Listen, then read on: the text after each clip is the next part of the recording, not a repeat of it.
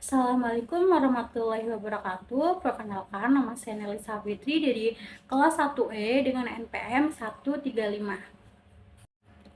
Apa itu komponen komputer? Secara garis besar, komponen komputer adalah unit elektronik yang tergabung menjadi satu di dalam sebuah komputer.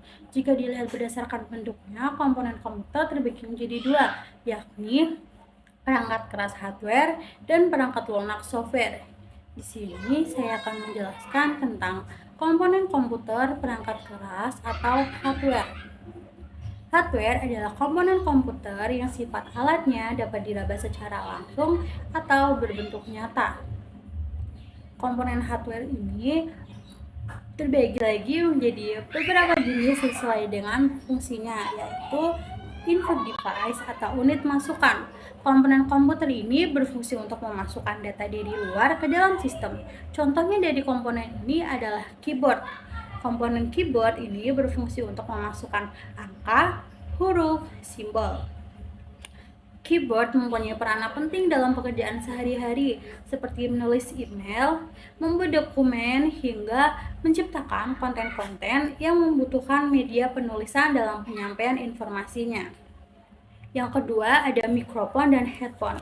Keduanya ini memiliki fungsi yang berbeda, di mana mikrofon memiliki fungsi untuk berbicara dengan orang lain atau memasukkan suara ke dalam perangkat komputer. Sedangkan headphone merupakan komponen yang berfungsi untuk mendengarkan suara yang sudah diproses melalui sistem komputer. Yang kedua, ada output device atau unit keluaran. Komponen komputer ini merupakan komponen yang akan menampilkan data di dalam komputer setelah kita memprosesnya melalui input device. Contoh dari komputer ini adalah monitor. Monitor merupakan layar komputer yang berfungsi untuk menampilkan seluruh pemrosesan data melalui teks, gambar, audio, hingga video pada monitor komputer yang sedang kita gunakan. Yang kedua, ada printer dan plotter. Komponen komputer yang satu ini berfungsi untuk melakukan pencetakan seperti tulisan, grafik, hingga foto tergantung dari proses apa yang mau kita buat atau kita bentuk ke dalam fisiknya. Keduanya memiliki fungsi yang sama, hanya saja terdapat perbedaan pada media yang digunakan, di mana media pada plotter ini biasanya lebih besar seperti pembuatan banner ataupun spanduk. Yang ketiga, ada processor device atau unit pemrosesan. Peran output dan device tadi tidak akan berfungsi tanpa adanya proses device yang terdiri dari 4 komponen utama, yaitu ada power supply atau yang biasa berfungsi untuk mengalirkan listrik ke dalam komponen-komponen komputer. Power supply ini memastikan jika masing-masing komponen mendapatkan arus listrik yang sesuai dengan kebutuhan. Yang kedua, ada RAM atau Random Access Memory, merupakan memori internal yang berfungsi menyimpan data komputer yang kita gunakan.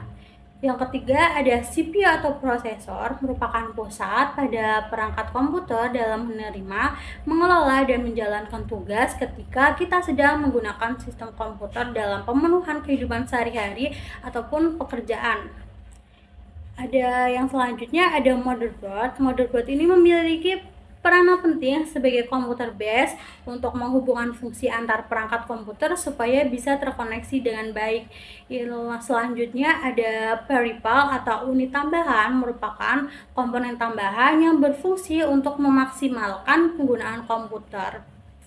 Contohnya flash disk, merupakan tempat penyimpanan kecil atau portable yang biasanya berbentuk persegi panjang dan berfungsi untuk menampung data esensial.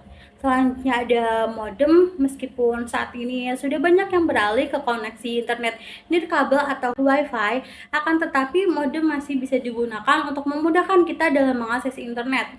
Modem ini biasanya memiliki beragam bentuk seperti modem kabel, dial-up, DSL, hingga GSM. Sekian yang dapat saya sampaikan. Jika ada salah kata, mohon maaf. Assalamualaikum warahmatullahi wabarakatuh.